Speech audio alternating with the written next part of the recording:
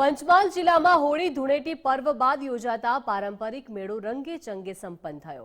ગોધરા તાલુકાના લાડપુર ગામે ચાડિયાનો મેળો યોજાયો હતો। આ મેળા સાથે આજુબાજુના ગામના રહીશોની અનોખી આસ્થા સંકળાયેલી છે। મેળા સાથે લોકોની વિશેષ આસ્થાઓ જોડાયેલી છે। અહીં લેવામાં આવતી દરેક પ્રકારની માનતા કોઈપણ યુવકની દંપતીની આજ દિન સુધી નિષ્ફળ થઈ નથી, જેથી સદીઓની પરંપરા આજે પણ જીવંત છે।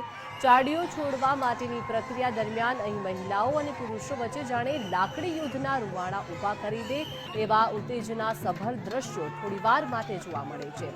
જ્યારે યુવકો ચાડીઓ લેવા માટે વૃક્ષ ઉપર ચડવા જાય છે અને જ્યારે ઉતરે ત્યારે મહિલાઓ લાકડી વડે અટકાવવા માટે પ્રયાસ કરે છે।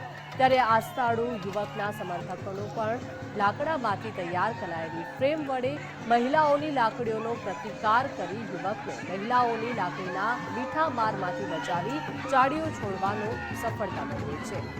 હોળી બાદ યોજાતા પારંપરિક મેળા પૈકીનો આ અંતિમ મેળો હોવાથી અહીં આજુબાજુ 25 ગામોમાંથી મોટી સંખ્યામાં સહેલાણીઓ અહીં મેળાનો આનંદ માણવા માટે આવતા હોય છે અને આ મેળામાં સ્થાનિક મુસ્લિમ સમુદાય પણ જોડાતો હોય છે।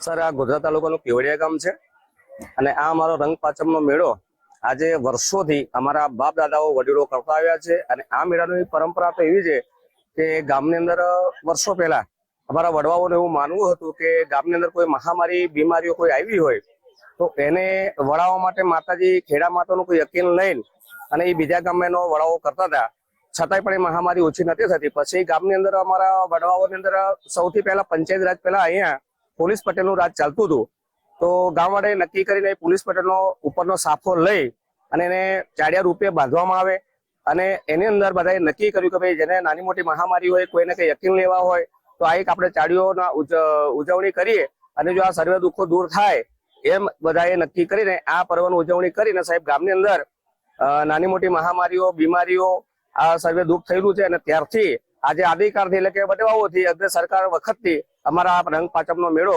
અત્યારે ઉજવાઈ રહ્યો છે। અમારા બાપ દાદાઓ આ સાડિયાનું મહત્વ ઉજવતા અને અમે પણ ઉજવી રહ્યા છીએ અને લોકો ઘણા મોન આખરી વાળા આવે છે તો એમનો સફળ થાય છે સાડિયા લીધે અને વાંચતે ગાજતે બધા રમે ખેલે બધું સારી રીતે અમારો મેળો ઉજવીએ છીએ।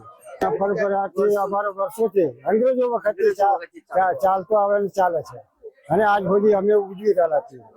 પ્રાપ્તિ માટે થાય છે, લોકોનો કોઈ લગ્ન નહીં થતો હોય તો મોં નાખી લે છે તો એમના લગ્ન પણ થાય છે, એવી રીતે થાય છે, બધું સુખ શાંતિ થાય છે। વર્ષે પાંચમનો મેળો ભરાય છે અને અમારા અહીંયા મેળાની અંદર બહુ મનોરંજન થાય છે।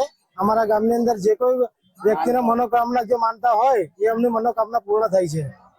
કોઈને બાળક ના હોય, સંતાન પ્રાપ્તિ માટેના કોઈને કોઈ પણ પ્રકારના પ્રશ્નો હોય એનો અમારા ગામની અંદર ઉકેલ। આ કેવડિયા ગામ છે અને કેવડિયા ગામમાં અમારે પાંચમનો મેળો અમારા બાપ દાદા કરતા હતા અને કેવડિયા ગામમાં આ મવડો છે, મવડાની ઉપર ચાડીઓ બાંધવામાં આવે છે। પછી અમારા ગામના માણસો ઉપર ચડે છે અને અમે બધી બહેનો અમે લાકડીઓ અમે ગ્રુપ બનાવી અને અમે આ ચાડીઓ છોડીએ છીએ। અમારા બાપ દાદા કરતા આવ્યા છે અને આ અમે બધું કરીએ। કેવડિયા ગામ છે, કેવડિયા તાલુકે ગોધરા। અમારો આ વર્ષોની પરંપરા છે। અમારો રંગપંચમીનો મેળો, ચાડિયાનો મેળો જેને કહેવાય છે, એ હોળી પછી અમે આ ઉજવીએ છીએ અને અમે સારી રીતે અમારા તે વખતના સમયમાં અમારા અંગ્રેજો વખતે પોલીસ પટેલ ગામમાં હતા અને એ પોલીસ પટેલો હતા એનો માથાનો તે વખતે અમારા ગામમાં સુખ અને સમૃદ્ધિ રહે એના માટે અમારા ગામ લોકોએ નક્કી કર્યું કે ભાઈ પોલીસ પટેલનો ફેટો માથાનો એમની પાઘડી ઉતારી અને આપણે પાંચમનો મેળો આપણે ઉજવવાનો છે।